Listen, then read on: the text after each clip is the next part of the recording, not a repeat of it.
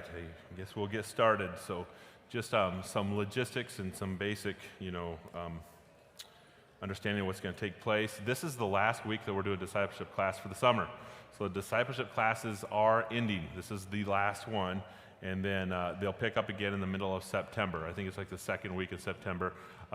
New classes will be presented and be told and say, hey, we're teaching this, teaching that, and teaching the other. I don't know if I'll be teaching or Pastor D will be teaching, but one of us will be teaching from here. So it'll be Pastor D or myself. He kind of goes on a bike trip, and he gets a lot of time off in the summer, and he comes back all on fire. Says, I'm going to do this, and I don't want to get in his way if he wants to do something. So I say, go for it. But we'll continue this class here, and then also we have the other classes that are taking place in the Discipleship Center, and those classes will also stop now, and then they'll pick them up again in the middle of September. If I do a class, I might stay on this topic, ancient solutions to modern problems, because it is general and it's hot. We like hot topics. So, and what I mean by hot is we're all faced with it right now. We're all wanting our answers right now. It's like we watch the news and this is being said. What does the church say about it? What does the Bible say about it in those things? So one of the questions, and originally I asked you guys to put down, questions that you would like answered, topics that you would like to discuss in regards to this, that, or the other, and multiple people put down the critical race theory. And so it is a hot thing that is on the market, and what I mean by on the market, it is in the news, it is in discussion, and governments are responding to it, governments are reacting to it, governments are pushing it, and what is it? And so we're gonna talk about it, and you'll see, through our notes, what does critical race theory offer according to the theorists? What critical race theory is according to the theorists? What critical race theory teaches, and then critical race theory's solution to fix racism, and then what teaching critical race theory creates. So if you notice, I just want you to notice these outlines. When I was going after the critical race theory, I can go to anybody I like, and they'll talk about it.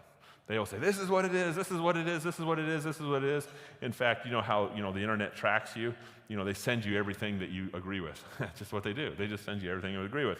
So I actually had problems, pulling out to say, I don't want somebody who agrees with me to tell me what I should say.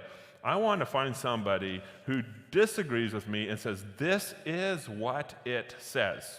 This is what critical race theory is. So the best source that I found was CNN. I have to confess with you, I do watch CNN. Why do I watch CNN? Is because I want all perspectives. I just do. I want to know perspectives. So I'll watch the news, because if I get both perspectives, maybe it's somewhere in the middle is right. I don't know. Who knows what is right? But I want to get their perspectives. Now, I also want you to know, to give you guys relief, is that I just disagree with them like crazy, but I still keep an eye on them. And one thing that they do is they say, this is what, and I'll just use the words, Republicans believe. This is what they are pushing. Let us tell you the truth. And so this is an article that they gave us. When it comes to critical race theory, it's been taken off the rails. It's not what people think it is. It's something completely different than what people think it is. People think it's this, but this is what it is. So that is what I'm going to give you today. CNN saying, this is what it is. And then we can look at what they say it is, and as we look at what they say it is, then we can say, is it okay? Is it all right? Because they are pushing the agenda of what it is. Is this going to be okay? So that's kind of the area that you will see, is that a lot of this stuff is from theorists. Point 1, point 2, point 3, even point 4. This is from the theorists as they are put this thing together. And then my response of looking at, well, what does it create?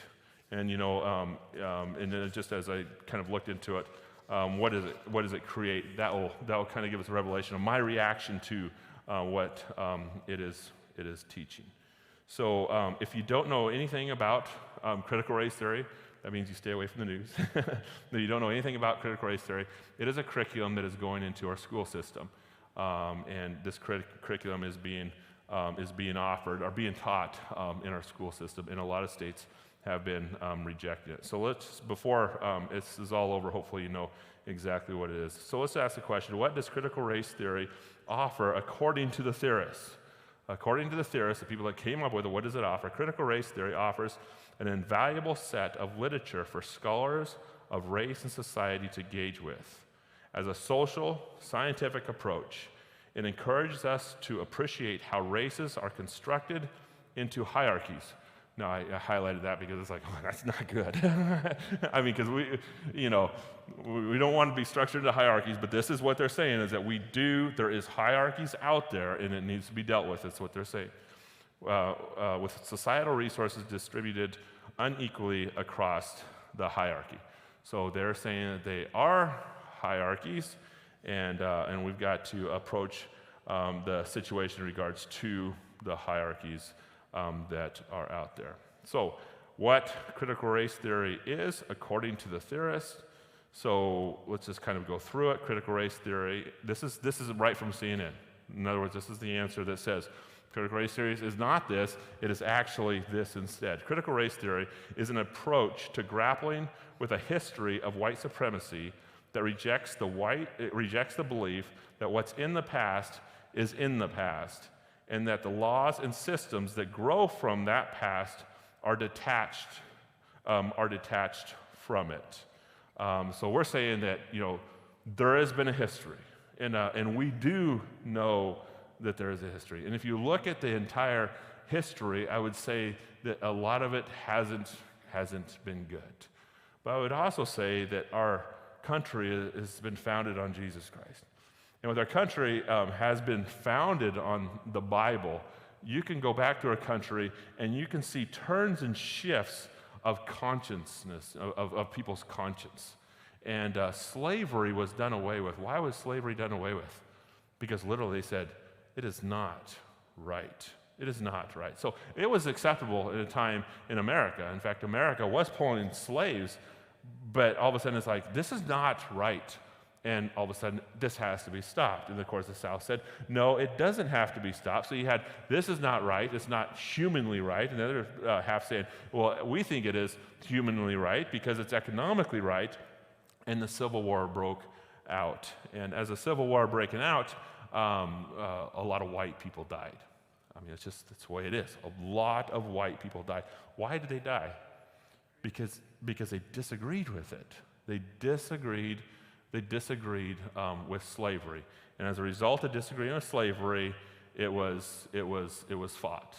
It was fought, and then you can consistently look through our history, and you see other barriers that are being broken down. But and then also you can go back in regards to the Native Americans as well, as they were over here, and so when you look at those pieces, yes, it's not a time that we, that is just golden, correct, valuable, virtue, everything's absolutely wonderful. But I'll tell you that the conscience of America, I believe, goes the right direction as long as we hold on to the Word of God. And as that conscience is going, I believe that we are growing in it. Well, critical race theory is saying, absolutely not. You think that you're detached from it? You're not detached from it. In fact, all of it is still, it's right there. And we're still completely and entirely living in it. That's what critical race theory is teaching. Critical race theorists believe that racism is an everyday experience for most people of color, and that a large part of society has no interest in doing away with it because it benefits the white elites. So in other words, we're still using people of color to get exactly what we want, and we have put things in place to make sure it continue to happen so we can continue to feed our needs, is what that is saying. Critical race theorists believe that racism is present in every aspect of life, every relationship, every interaction, and therefore we should look for it absolutely everywhere. That's what people are being taught, their children are being taught in the schools, that you might not think it's everywhere, and the reason if you don't think it's everywhere is because you haven't looked hard enough. You haven't opened your eyes close enough. You have not seen the dynamics of the racism that is taking place. In other words, you would be in the dark, I would just say that, rather than be in the light in regards to race. Critical race theorists believe that American institutions are racist and that people are privileged or oppressed because of their race. Critical race theorists believe that laws and systems promote inequality, that our laws and our systems are not good, are not healthy. That's what they believe, that the structure of our laws, the structures of our systems, the structure of how you find a job, the structure of how we deal with criminals, the structure of our society is ingrained into racist and that we can't get out of it. Critical race theory attends not only to law's transformative role, which is often celebrated, but also to its role in establishing the very rights and privileges that legal reforms was set to dismantle. They're saying that the legal reforms are not working, that they need something else to tackle this racism. And we can't just do legal reforms, because legal reforms are not working with the topic. We need to put other things in place in regards to fixing this topic. So if this is the case, and this is the foundational piece of what they believe, well then how do you deal with it? In other words, we can ask the question, what are they teaching? What is coming out of this pieces? And if you look at it, and we can see the dynamics through it, is number one, and they will say this, is that everyone is inherently racist. We might not even know it, but we are racist. That means that you're racist. It does mean that I am racist. And we're all racist to degrees, but racism is not only out there, it is in there. What I mean by in there, it is in absolutely every single one of us. White people have a false consciousness that needs to be identified, exposed, dismantled, and then reconstructed. So racism out there, and white people, if you're white, you don't understand it. You don't know it. You haven't felt it. You haven't seen it. You haven't grappled it. Even if you say, I'm not racist, it's a statement of ignorance that you have not seen it. The American government, law, culture, and society are inherently and inescapably racist. So it's still in our bones, no matter what has taken place in the past. It has not overcome. It is still inconsistently in our bones. And our government, our law, our culture, our society is inherently and inescapably, there's not much that we can do to get out of this. Just to let you according to this, there's not much that we can do out of this. And they're telling our children, there's not much that we can do to get out of this. We're inescapably racist, and they're cautioning black people, they're cautioning white people as black people are walking into the world, they're explaining to them, you're going to walk into a racist world, just to let you know. Just to let you know that when you walk into job market, when you graduate from high school, when you graduate from college, and when you walk into this crazy world, the crazy world is driven by white people, controlled by white people, and it's in their bones, and it's in everybody's bones.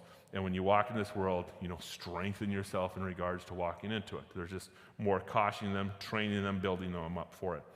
Oppressed groups will never overcome disadvantages until the racist structures are replaced, and the structures would consist of all the structures most of the structures that take place even in America. Those structures need to be gone. Capitalism is mentioned in there quite a bit in regards to structures that do create racism and splits the country.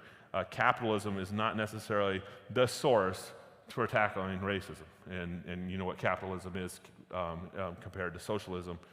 Capitalism is a market where in fact, I'll just give you kind of the example of capitalism. Everybody knows what capitalism and socialism is. Yeah, I don't need to go into capitalism and socialism. But capitalism is something that does oppress people, oppress black people. Oppressors, race or class groups can't change out of concern for the well-being of others, because if they do, the change would only be for self-benefit. They have come to that degree where using the words is that if we do change, it is so deep and inside of us that we change because we want something. And if we change, it is because we want something. It's not because we've overcame the racism that is inside of us. So as we're looking at this, I mean, I'm defeated. There's almost like no way way out of it as you look at it. If you cannot acknowledge white privilege, then you are a racist, and that is what is being taught, which is interesting. And the interesting pieces of that is because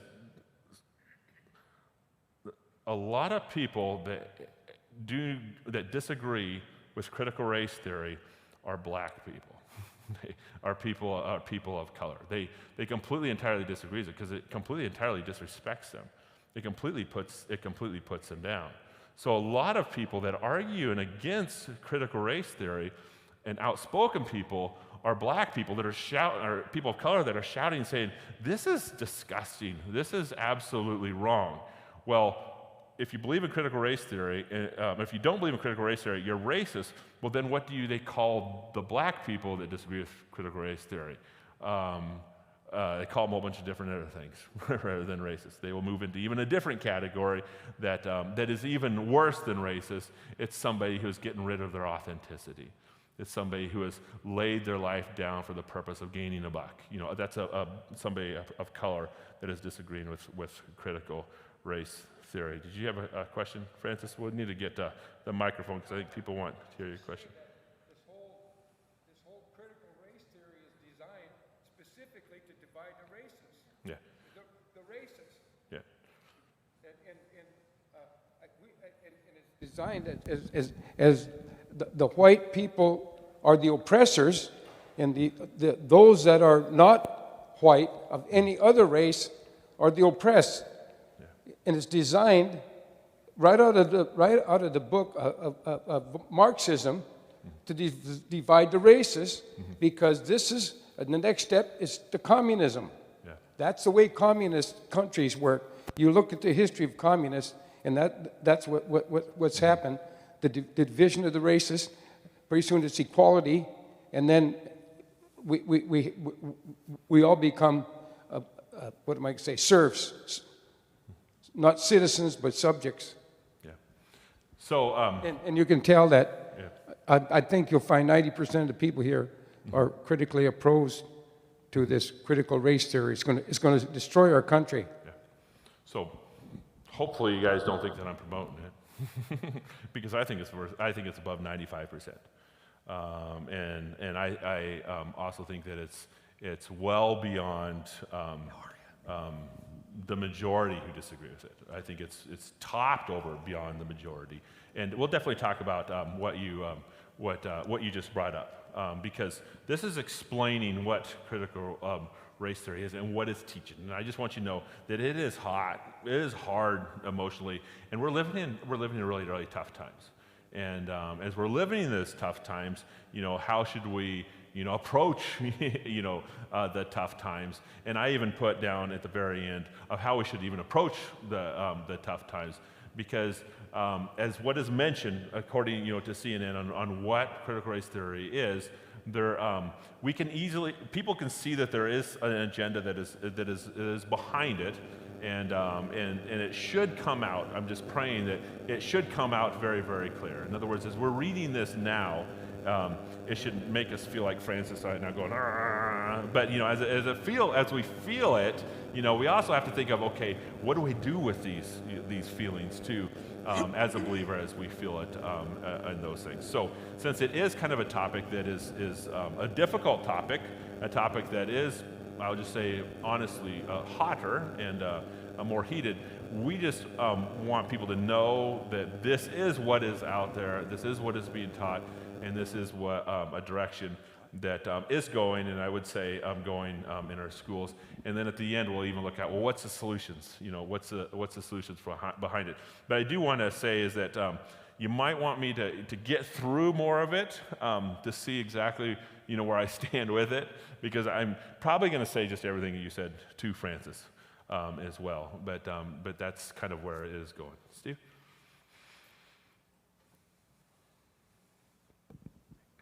Perfect. Hi, Mike. How you doing? Good. Good to see you, sir. Good to see you too. So the idea of race, I'm sure that I'm just mentioning this by way of reminder, but just so everybody understands, when God created man, there's only one race. And we use that word, but it's important to understand that when tyranny begins, the first target is the dictionary. So when we're talking about race, we're talking about, this is from Encyclopedia Britannica, just so you know. Race is the idea that the human species is divided into distinct groups on the basis of inherited physical and behavioral differences. There is no biblical foundation for this whatsoever. So the division right from the beginning is an attack against the sufficiency of Scripture. It's an attack against Scripture and God's design. So race isn't even a word that a Christian would even want to use. We're simply talking about melanin that is in the DNA that creates my skin, which is a different color than somebody else's. I'm on the fair side of it, unfortunately. I always wanted darker skin, but it didn't work out that way. It's not race. It's not race. It's a false distinction. It doesn't exist. It's not biblical at all. So that word that's embedded, that's so important to the critical race theorist, in order to divide and to contend for this idea, it's not real. Yeah. It's not real. Skin color does not make a different race. It's not real. So I just wanted to remind everybody of that. If just so we I think it's really, really good. Yeah, it's really good. And I just work off of words that we use. Words that we use, if you want something, or if you want a reaction, or if you want to change something, we choose our words, very carefully when we use them.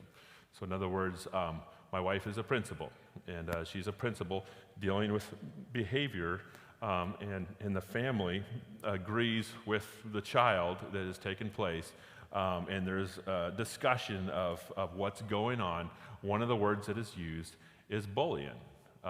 My child is being bullied. And when it comes to the word bullying, that word is used all the time, because it is a very, very, very powerful word. So if a child punches a child in the nose, the guy lands on the ground, and as the guy lands on the ground, he then gets up and then does a backhand and slaps the other child, and the person that was slapped was in the office. The person would say, well, my child was being bullied. No, actually, you literally punched the person and dropped him to the ground. Well, he slapped him. My child was being bullied. Why would you punish my child for doing that if you're not going to punish the person that he knocked out? So, everything comes in regard to bullying. That's why, because we pick our words very, very carefully. I'm just being honest with you, if there's an agenda behind them, they pick the words very, very carefully. And I will tell you a word that has hit nerves in this place right here and hits everybody's nerve in America in one way or the other is the word racism. It just has. And if you notice that it's being used like crazy. Why? Because it hurts everybody's nerves in regards to racism. When I hear the word racism, I think Morgan Freeman, was just phenomenal. He was asked by CNN, he said, the person from CNN, I think it was Don Lemon, he said, is America racist? And you know what he said? He said, no, it's not. Remember, Morgan Freeman is black. He says, no, we're not racist. And he says, well, what about all this oppression that's taking place? What about all these things taking place? What about all the racism? And he says, how would you fix, America? He says, well, you should stop talking about it. He says, if you stop saying racism, what's going to happen, and stop talking about it, then the structures are going to be healthy. This is a black person that's saying that. He goes, we have come a long ways. This is him saying about America. We have come a long ways. And to take that word and make that word alive, and you guys will see it in my notes, does what? It creates racism. Okay, so now here we are at the church. What am I talking about? Racism. So am I here to create racism? Well, the reason why we're here is because what's taking place is that word is being thrown around.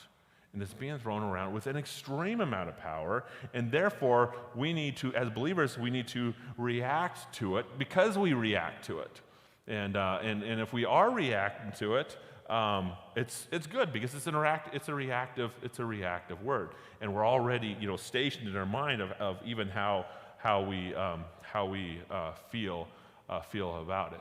And so I'll just kind of give you a disclosure, is that if you said I was a racist person, which this does say I'm a racist person, I would completely entirely disagree. I don't have any racial piece in my bone. I would say I agree with Steve. There's only one race, and it is the human race. And my best friend is from somebody from Sierra Leone, Africa, that we work arm in arm, hand in hand together to try to give the gospel to that world. The Bible is not racist. The Bible is against racism, and it talks about one specific race. All tribes and nations are all going to come together. So the word is a hot word that moves us, and if it is a hot word that's moving us, we should know exactly what is going on with that word and what has now gone inside of our schools in regards to that word, and how we should respond to that. Because I'm going to give you an explanation of how I respond to it, but you guys might come up with a different solution on how to respond to it.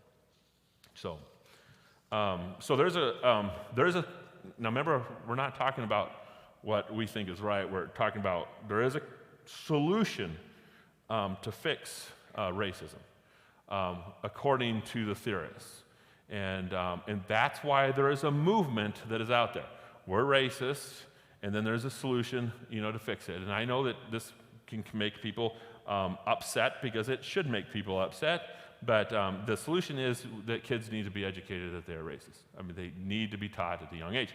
I disagree with that. I disagree with that, and I disagree with Francis, and I'd say it's more like 100% of people in this room probably disagree with it as well, instead of 95%. That's the only reason that's the only thing I disagree with you with, Francis, is that 100% of people in this room do not believe that children should be taught that racism is in their bones. I don't think anybody would agree with that in this room. I'm sorry if you do. I just threw you under the bus. But I don't think people agree with that. But it is what has been brought into our schools. And it is being brought into our schools. And you will see on the back, there are states that are saying, no, we're not going to do that. But kids should be educated. That's what needs to take place. Applications of laws should be different based on the race, class, group of the individual who is involved. In other words, people should be judged under different categories. What they separate us, and they put us into groups, and you have this group, and then you have this group, and they should be, according to the laws, be judged differently and accordingly. Fundamental rights should be different based on the race and the class groups of individuals who are involved. And then the structure of America should be dismantled and then also reconstructed. The system that is in place right now is a system that is not a system that combats racism. And I know that this is going to cause a great reaction, but capitalism creates racism more than socialism. So according to them, and we are a capitalist society, and that is why people are fleeing other countries and wanting to come here and rushing our borders, is because we've been a very, very healthy society under capitalism. So what teaching critical race theory creates? Now, this is my opinion. So this is what I believe, and others believe, and you will probably believe as well, of what it creates. It creates racism.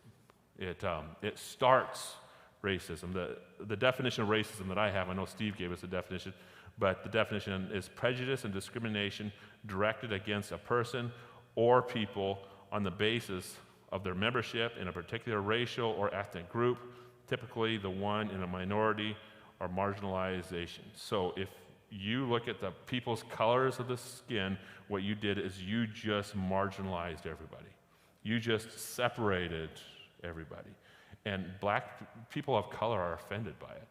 And the reason why you're offended by it is that, why did you put me in the low section and you put somebody else in the high section? People are angry about it. And then you just made that person mad and want to annihilate against the other person. It just all of a sudden created racism. And Martin Luther King Jr. came. And listen to the words he said. He said, "Looked to the day when all of us would be judged by the content of our character, not the color of our skin." As soon as you put the word racism in there, you are now doing what?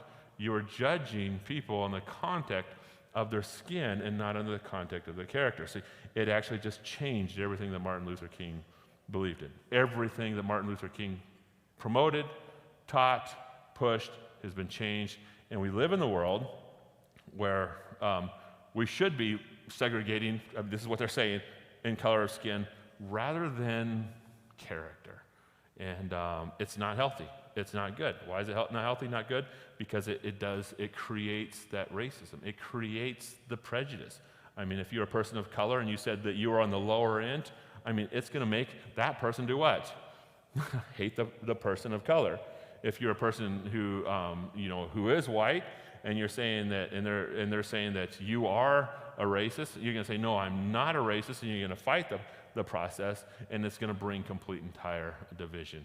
And they want our kids to know that. The other thing that it does is it creates a concept that one race is more superior than the other, which is absolutely horrific. That is not the case whatsoever. And God, it doesn't. I mean, we all agree with that. But yet this is what it creates. It also creates victims. And what I mean by victims is that if you are, say, this class that would be lower, well, what should they have? They should have more. Well, how do they have more? Well, then they present their class to get more. And so what happens is that since I'm a victim, I should have, rather than I'm not a victim. I'm going to go out there and I'm going to work. And I want opportunity, and I want to get because I work. So what it does create victims of the lower class. Automatically falls into a category of I should have because of this, the color of my skin. And as we see in the world that we live in today, there's so many victims. And even when it comes to victims, look at the people that are proclaiming I'm a victim. Oprah Winfrey is somebody who is a victim. Michelle Obama is somebody who carries that victim mentality. LeBron James carries that victim mentality. So, the color is what's making them the victim mentality, not their position, not their wealth, not their power, not who they are, not their character. It's automatically the color is what does it. So you can see that this it carries power, and the power that it carries is a person that says I'm a victim. Why? Because of the color of my skin, and therefore I would say, the word would say, and you would say, it's not correct. It's not healthy. It's not right. It's not good, and we cannot create victims. And I was listening to something on YouTube about a guy who had 2 different master's degrees. And he says, I'm not a victim. He says, I am not a victim, and don't think that white people are powerful enough to shut me down. And anybody who wants to say white people are powerful enough to shut me down, they didn't do it. Nothing happened. He says, I'm here because I had the drive to be here. I'm here because I had the passion to be here. I'm not a victim. I'm somebody that walked into the United States. And I'm somebody that succeeded in the United States. And there's no acting like a victim whatsoever, but critical race, because of the color of skin, could put those people under a victim mentality. And we all know that Oprah is not a victim. So maybe you would disagree with that. 101% would probably agree with me on that one. But it also creates targets. Who is the targets? Well, if I'm a victim, somebody did something to me. Who did it to me?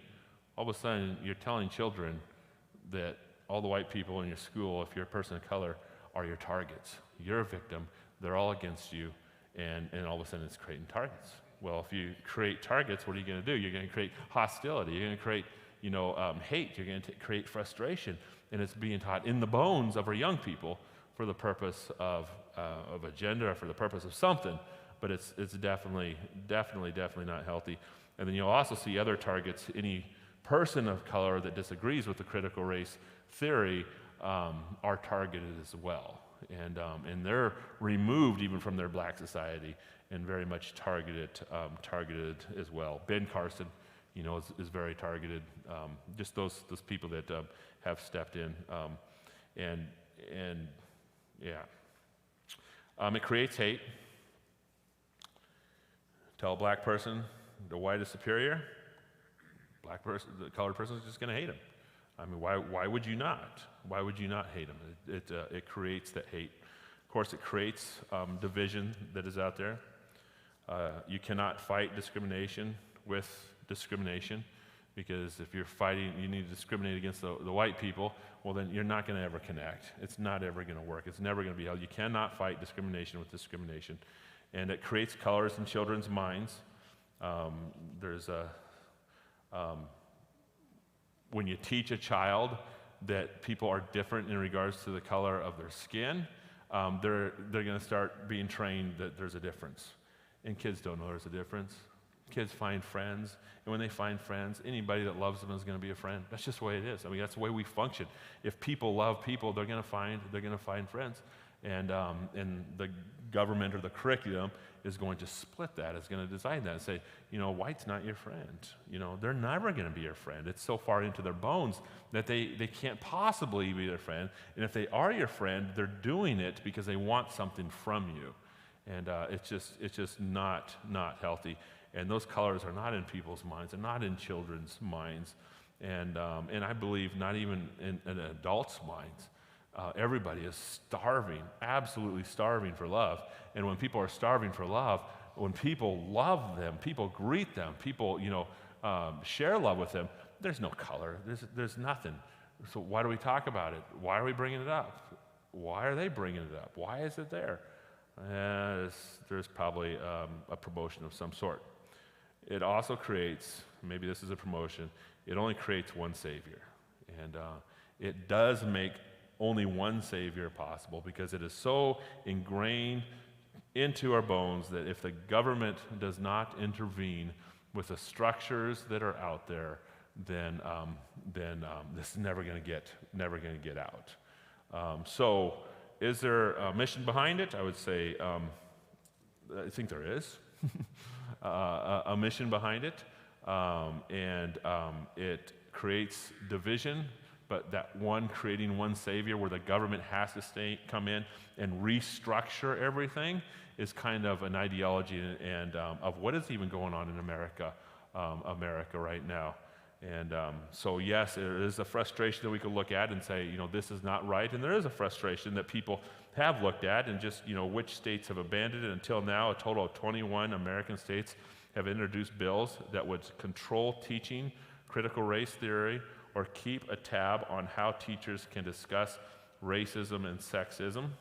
And then the names of these states are Arizona, Arkansas, Idaho, Iowa, Kentucky, Louisiana, Maine, Michigan, Missouri, New Hampshire, North Carolina, Ohio, and the states consistently go on. Out of these 21 states, 4 have already turned bills into law, and they are Idaho, Iowa, Tennessee, and Oklahoma. So there is a large reaction that is going against this. So the majority, I believe, to its core, including people of color and not people of color, are saying that this is not something that should be out there. So you guys could come up with some other things, but I just think, well, what should we do? What should we do as a church? And we can come up with a whole bunch of different other things, and maybe you guys have other things that we should do as well. But there needs to be a reaction to it. Prayer, not putting prayer in there saying prayer has no power. Prayer has all the power.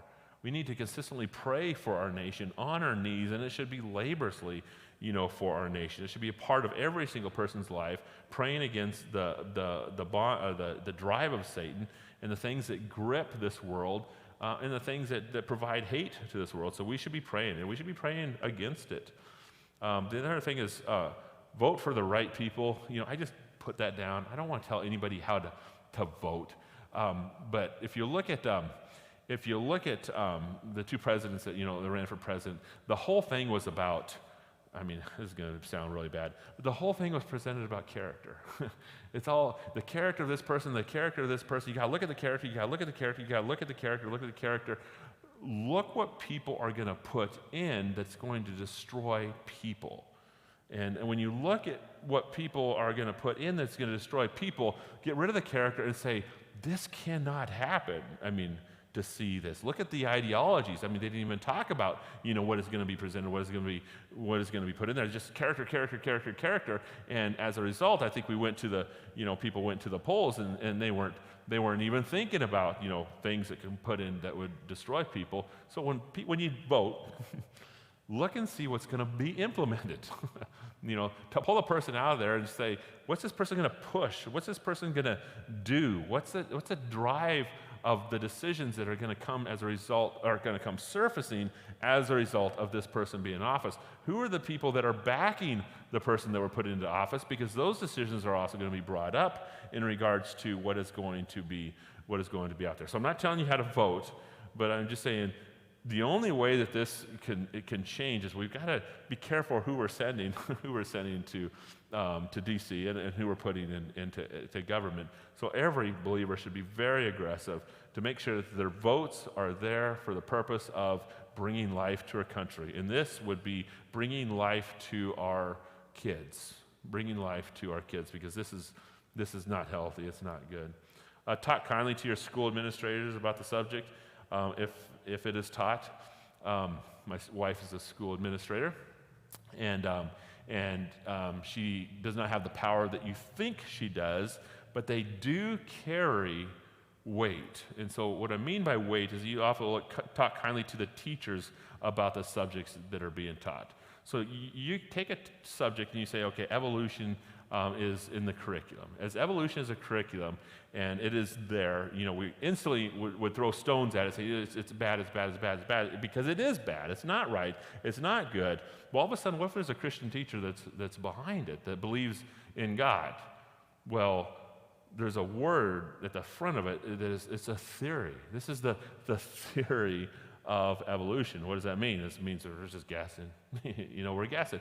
So teachers carry power. Now, if somebody believes in evolution, they're just going to take evolution and they're just going to power it into kids. This is the way it is. It's a theory. The word theory is going to be completely gone.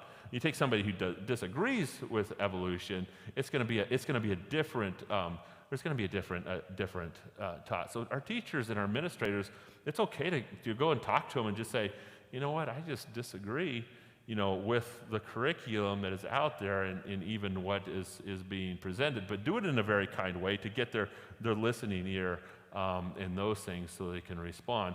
But I think that we should be talking to our teachers and also our administrators that are out there and encouraging them. And I mean, if they're believers, definitely encourage the believers that are there. I want to give the microphone to John. He is a teacher in Salem, so a high school teacher. So I just definitely want him to have the microphone as we're talking about this, and maybe you can give us some other pointers of how we can do it as well.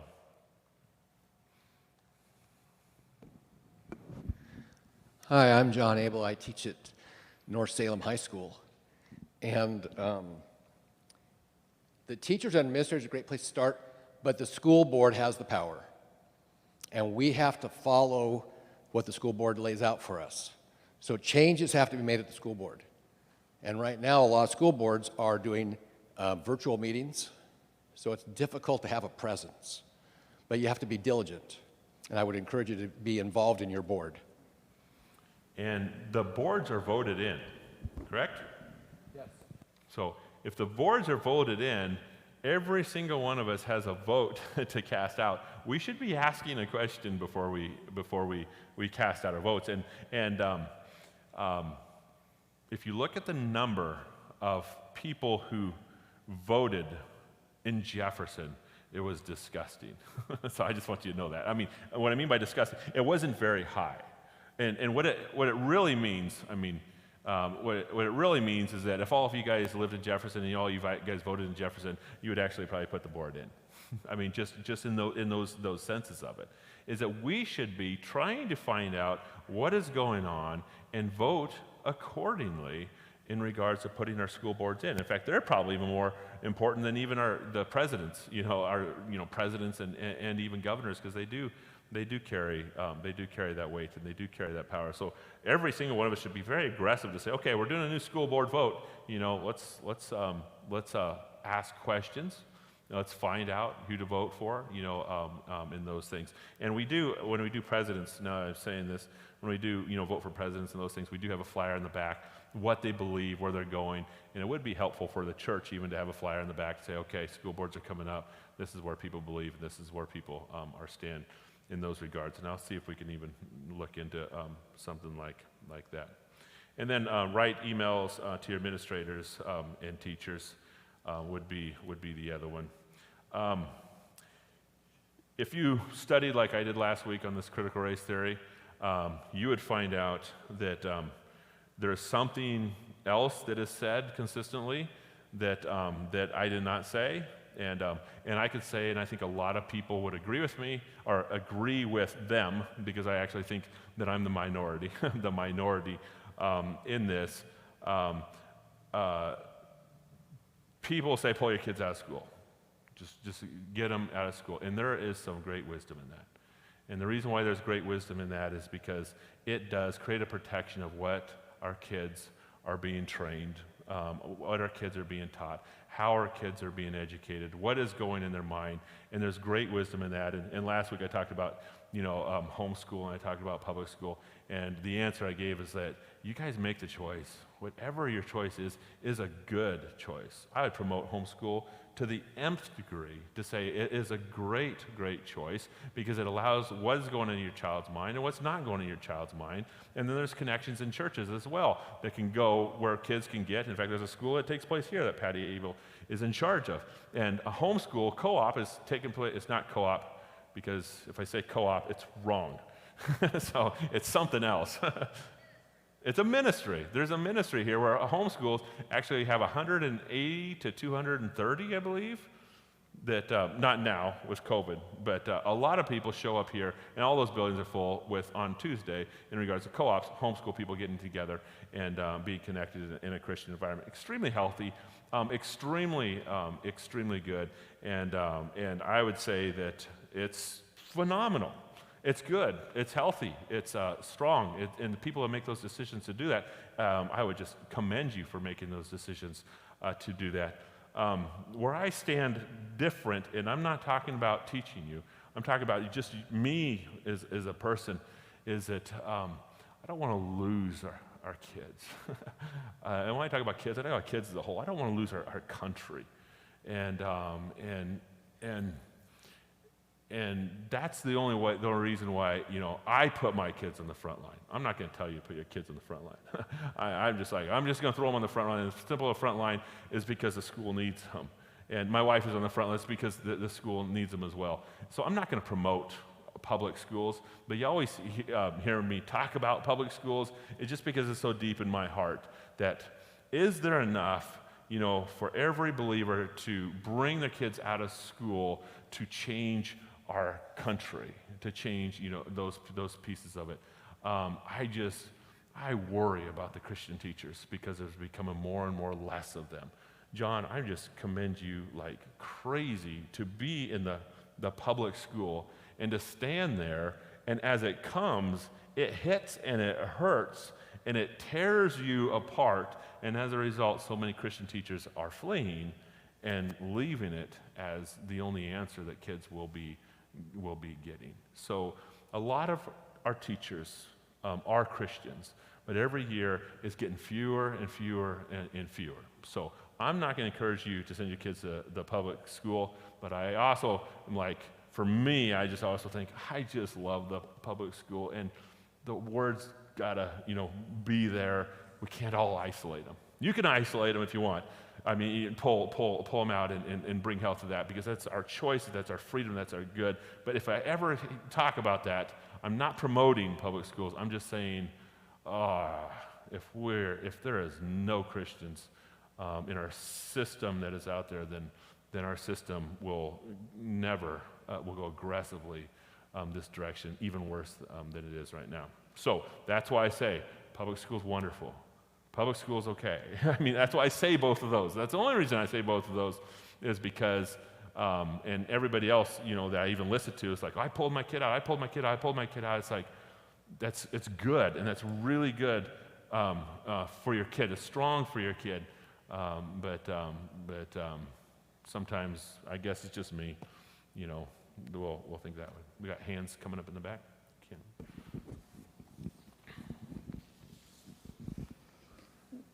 So disclaimer, I homeschool, so maybe I'm biased. One thing I think is important is we need frontline people in our culture. And I don't pull my kids out of public school to protect them, because my kids could find pornography online. They hear the language when they play sports. All of those things are available to anyone. I'm pulling them out to empower them, because I want them to be those teachers.